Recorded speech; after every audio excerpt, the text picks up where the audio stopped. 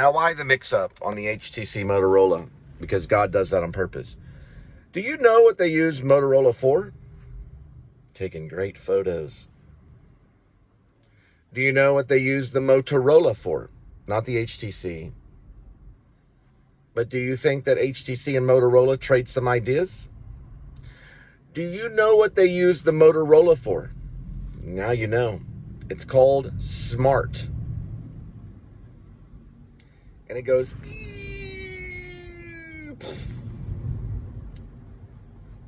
just like Space Invaders. That's what they used the Motorola for. Yes, they did.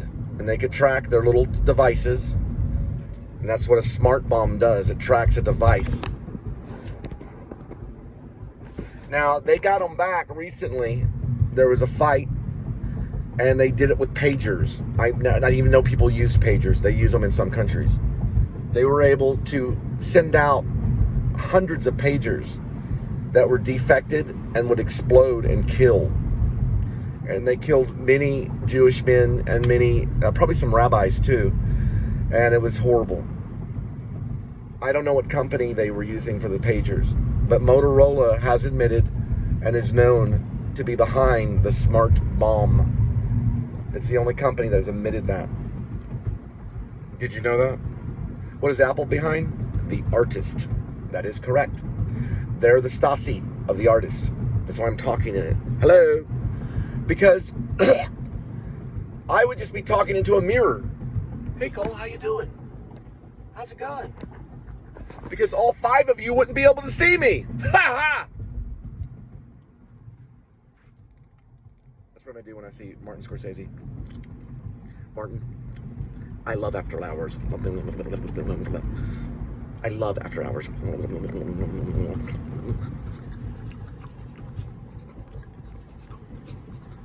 You smell like a cannoli.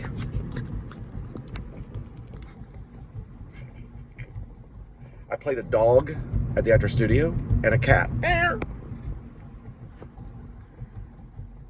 Oh shoot! It works.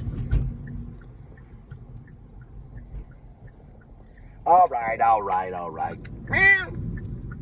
didn't do it like that though. My cat was my kitty, you okay? Okay. My cat was, I was given kudos by the acting instructor, Bob Lavelle, who's passed away of cancer. God bless his soul. Bob Lavelle did pass away, and so did Bradley Cooper's teacher, Kemp. I probably saw Kemp here or there. But Bob Lavelle used a lot of literature, a lot of Stella Adler. It was mostly Stella Adler. But he did use Meisner techniques and also Strasbergian sense memory and emotional recall. And it's something he called imaginary monologue, which he may have been recorded, and his wife might cash in for that. It's called imaginary monologue. I think it was created by Bob Lavelle. It's kind of like emotional recall. It's if you know what quick as a flash is, which I don't know if I really understand it. It's Meisner technique. It's when you imagine a family member or a friend or someone you may know, and you picture them, and you picture what their face looks like, and you picture what they smell like and what they are, and you begin talking to them as if they're there. It's almost like prayer. It's called imaginary monologue. It worked so well with me, I began to cry. I started crying, tears, like wept, because I put my mom in a chair. Now, let me tell you something. Bob told us never to tell anybody about this stuff. He said to keep it quiet. The imaginary monologue. So, you know, they wanted to keep other people's stuff quiet. You can share, I can share with whatever I want, but he didn't want us to talk about other people's imaginary monologue, not the details of it. There's some details stuff. I may have said some stuff. All right, we're here.